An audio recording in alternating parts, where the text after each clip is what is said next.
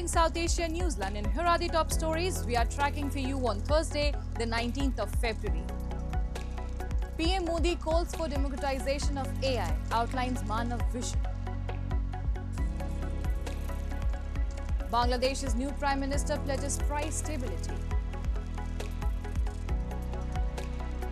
And Nepal's former king questions election as solution to political crisis.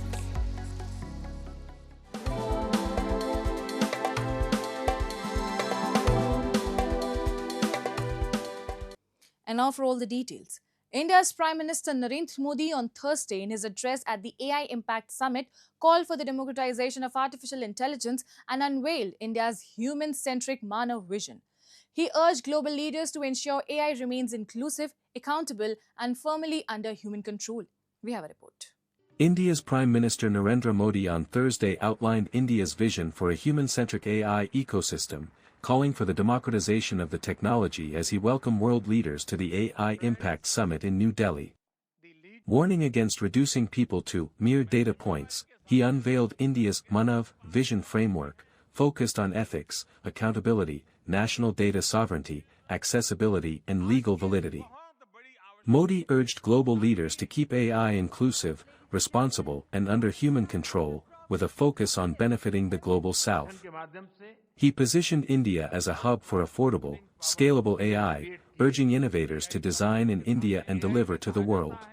लेकिन वर्तमान में AI technology सबके लिए सुलभ हो, सबकी पहुंच में हो, ये हमारा लक्ष्य होना चाहिए. इसलिए आज जब हम AI के फ्यूचर पर चर्चा कर रहे हैं, तो हमें ग्लोबल साउथ की आकांक्षाओं और प्राथमिकताओं को भी AI गवर्नेंस के केंद्र में रखना होगा. In his remarks, French President Emmanuel Macron said India and France will help shape AI's future by combining innovation with responsibility and ensuring safety through global cooperation. OpenAI CEO Sam Altman warned superintelligent AI could surpass human expertise within years, calling for urgent international oversight. Anthropic CEO Dario Amodei said AI may exceed most human cognitive abilities soon, describing a potential country of geniuses in a data center, and sought safety partnerships with India. Google CEO Sundar Pichai announced a full-stack AI hub in Visakhapatnam. While Indian billionaire Mukesh Ambani said Reliance and Jio will invest $110 billion in AI infrastructure, part of over $200 billion pledged. India's Commerce and Trade Minister Piyush Goyal highlighted India's recent record of concluding 9 free trade agreements within a short span of 4 years, some of which had been under discussion for nearly 2 decades. Speaking at the Global Economic Cooperation Summit in Mumbai on Wednesday, Goyal said that the country is at the forefront of building alliances and trade and investment imperatives with the rest of the world. The minister also outlined an expansive vision of India's economic diplomacy, asserting that engagement, trust and negotiating from a position of strength have defined the country's recent trade successes. Goyal noted that the country is working toward becoming a $30-35 trillion economy by 2047. At the same time, he underscored that national sensitivities remain paramount. Amid concerns over the details of the trade deal with the US, Goyal said safeguarding farmers, MSMEs, fishermen and jobs have been central to negotiations.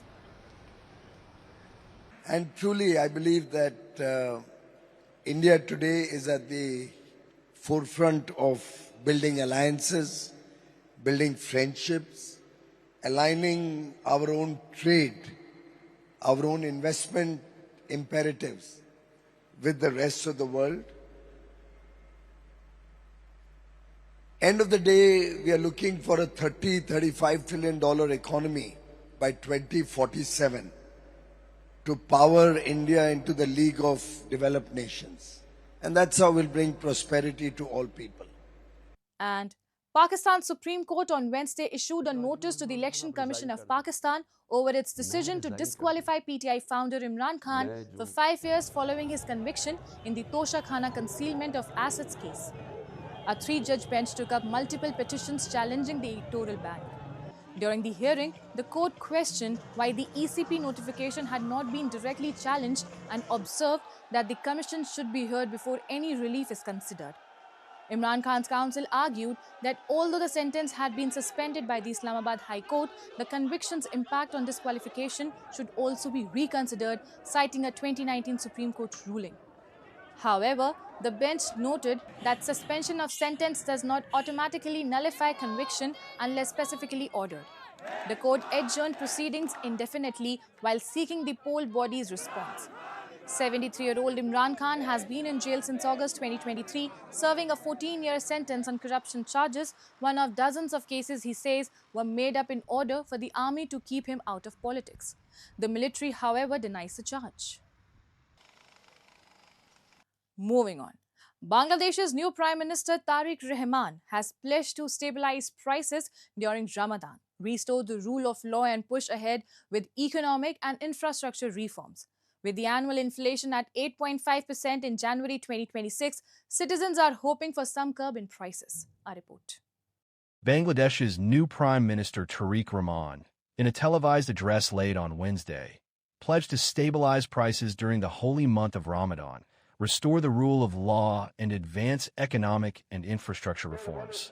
Rahman extended Ramadan greetings at the start of the holy month and warned traders against profiteering. The prices of staples typically surge during Ramadan due to increased demand.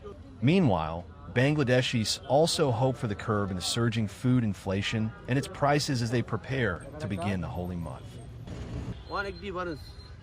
আমাদের নতুন government আছে এরা যদি এটার ভূমিকা নেয় ইনশাআল্লাহ তাহলে দেখা যাবে 2-4-5 দিন যাক না এরা তো হবে বসছে কালকে শপথ গ্রহণ কর ইনশাআল্লাহ বসুক বসে আমাদের মাননীয় নতুন প্রধানমন্ত্রী উনি যদি কমাইতে পারে কমাইবো উনি ওনার নিয়ন্ত্রণে আনবে তো চেষ্টা তো করবে উনি বসুক ওনার সময় দিতে হবে তো এখন এইটা কিন্তু গতবারের চেয়ে এবার অনেক বেশি.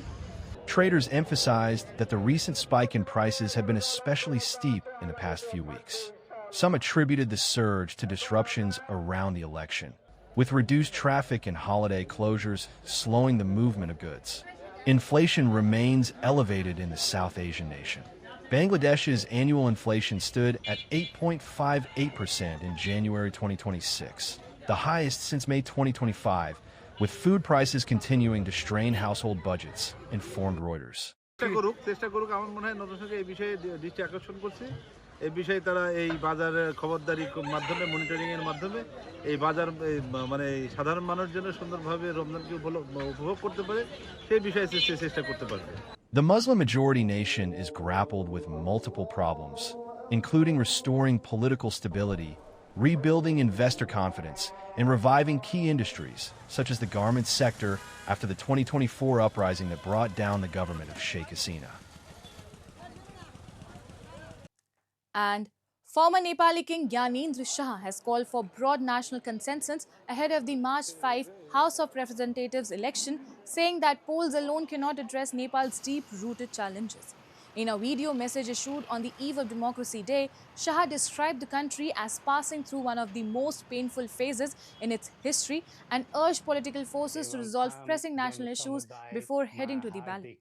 His remarks come as Nepal prepares for snap elections triggered by the 2025 Gen Z uprising that led to the dissolution of parliament and the ouster of then Prime Minister KP Sharma Oli.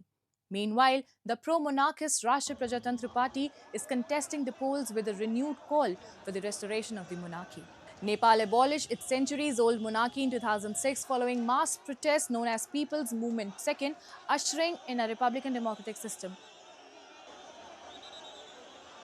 प्रजातान्त्रिक प्रणालीमा प्रतिनिधि छनौटको आभादिक निर्वाचन एक स्वाभाविक प्रक्रिया भए तापनि यतिखेरको आम जनभावना यो छ कि मुलुकमा पहिले राष्ट्रिय समस्याको समाधान गरेर मात्र आसन्न निर्वाचन प्रक्रियातर्फ जानु उचित हुने र निर्वाचनपछि कुनै द्वन्द्व अशान्ति र खिचातानी नहोस् भन्ने विषयलाई ध्यानमा राखेर राष्ट्रिय सहमति र सबैलाई समेटेर जाने समझदारी बनाएर मात्र निर्वाचनमा जाँदा नै Moving on.